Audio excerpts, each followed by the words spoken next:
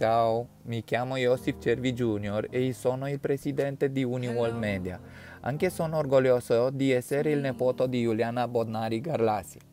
Prima di tutto vorrei chiedervi di avere pazienza se il mio parlare italiano non è impeccabile. In secondo luogo, desidero fare i miei complimenti per questa lodevole stesso sostegno.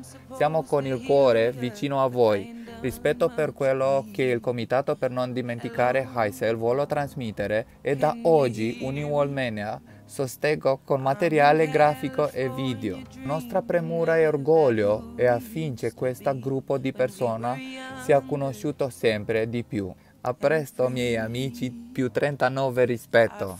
Ciao, baci e abbracci.